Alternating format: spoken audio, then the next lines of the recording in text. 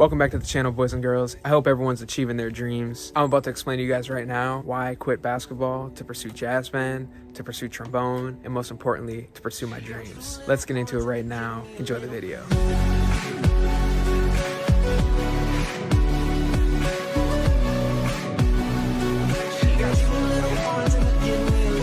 One of my biggest hobbies as a kid was definitely football. You know what I mean? As I'm rocking this Cam Newton jersey right now, I was always a Pats fan growing up, being from Boston, Massachusetts, and everything like that. I also like the Panthers, as you can see the Panthers helmet. You know, I'm a huge Cam Newton fan. Long story short, my goal was to make it to the NFL. You know what I mean? As a kid, I was always running around, like throwing the football at myself and just loving football. But then, after playing a year of football, kind of getting thrown down a few times and it was just kind of rough. I played 6th grade. I realized that I didn't want to really play football anymore, and then my passion was basketball. I started playing basketball around like 2nd, 3rd grade. My dad played in college. My dad played for UNLV. Basically, me and my brother, we were both trying to follow in his footsteps. We both loved playing basketball. We had a basketball court in the backyard. I'd go out there and shoot like every day throughout like elementary school. Just loved to play basketball, you know what I mean? So we always felt like basketball was kind of like in our DNA, and that was going to be our future because we loved to play it. And on top of it, we had a great mentor who had already done what we were trying to do.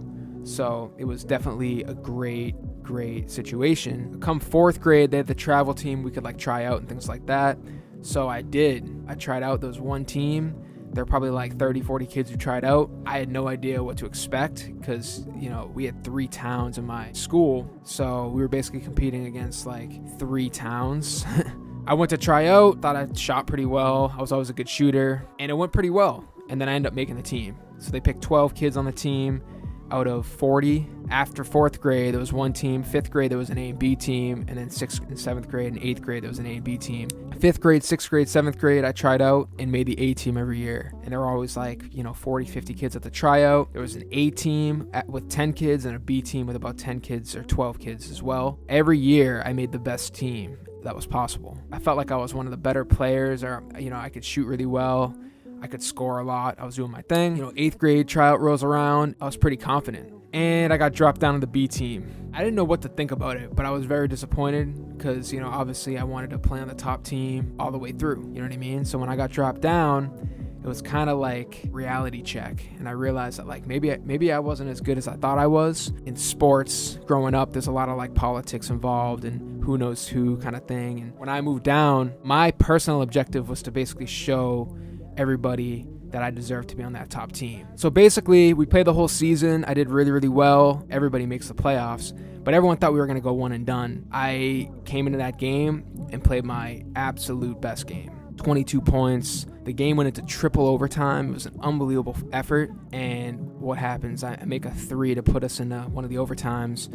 And then I also hit a bunch of free throws at the end to kind of seal the deal so that we could advance and go to the next round of the playoffs. Next round rolls around, and I played really, really well, but we did lose. The team was just a little bit better than us, and that was the season. In short, I proved what I had to prove, and I had a great season. So now high school rolls around. It's freshman year of high school. Keep in mind, my high school jazz band is one of the best in the country. You walk into the main lobby, we got trophies taller than people. Our jazz band played in New York at essentially Ellington Festival, one of the best music programs in the country. So I knew that, and I knew that if I were to play high school ball, it would have required me to basically show up to practice every day during the week. And I knew that I had a lot of other obligations to the music program. What I decided was, at the beginning of freshman year, was to not play. And that was a really hard decision because I loved basketball, but I knew that music was kind of like where I would excel. I made that decision, and it was tough, and I got a lot of heat for it in high school, but that was freshman year of high school. I was 15 years old, and I had to make a huge decision for basically like my career. I did still play AAU basketball. My dad did coach me, so that was a great opportunity for me to still play with some of my best friends on a separate AAU team. And being coached by my dad, it was just a great experience, a lot of fun, and honestly more fun than I would have had playing high school. The biggest point to this is that the things I was able to accomplish in high school were crazy. Being able to play at the Newport Jazz Festival, which is one of the biggest jazz festivals in the world, and I did that in high school because I got picked to play in the All-State Band. Our jazz band making states and playing at the Hat Shell and playing at Symphony Hall and playing at all these different places was just a dream. And I think making that decision really translated through the years of high school. And at the time, my GPA was very, very low. I had very few options. School was never my thing. I was never really like a good student. I went to King Philip High School to pursue music. You know what I mean? So that was why I went to high school. That was why I went to that high school, because I knew that high school was great. I knew that I had a great opportunity to go play trombone at Berklee, because I knew I had a really great chance of getting in and getting scholarship. And sure enough, we did. So I auditioned, got in, and that really kind of changed everything. You know what I mean? When I got into Berklee, they wanted me to play the national anthem for one of the varsity basketball games. And this was kind of like a crazy moment for me, because that was kind of like where I wanted to be. I wanted to play varsity basketball. And all the kids in my grade, I was a senior, and it was senior night. So all the kids in my grade were there.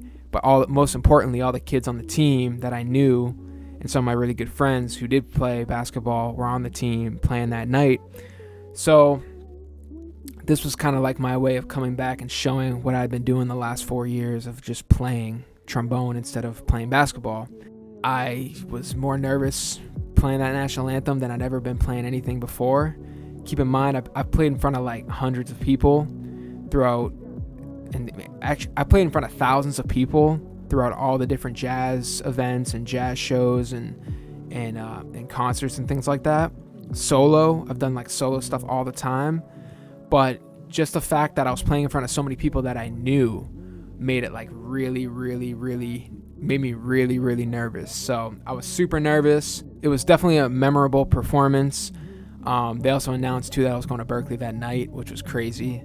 And I think at that moment, a lot of people kind of gained respect, because they realized that, like, okay, here's a dude who's passionate about something. But instead of playing basketball, I came back to the court with my horn, and it was a great way to finish my senior year. Right now, we're in the making of building something really great. I think the moral of the story is, like, if you have something, like if you're torn between two things, go with what you think you're better at. You know what I mean? I think like when choosing to do anything and when finding out like what it is that you want to do, the first thing I would look at is like, okay, what are you good at? And then the second thing is, okay, do you like doing that? And if you like doing something that you're good at, it's like, it's a no-brainer. I loved playing trombone. I still love playing trombone, obviously. In music, which I don't think people realize, is that like in music, when I was in 7th grade, they were already trying to get me into like the high school jazz bands.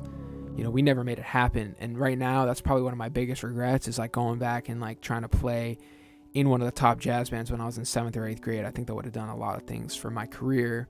You can make whatever it is you do dope if you believe in it. I always wanted to play basketball, but when I was a lot younger, I was saying that I wanted to play over rappers. And here we are now playing with rappers and playing over hip hop. So you really can do whatever it is you want to do. If you put your mind to it, do your thing. You know what I mean? Do what makes you happy. Ladies and gentlemen, that is going to conclude the video for today. If you're new to this channel, hit the subscribe button.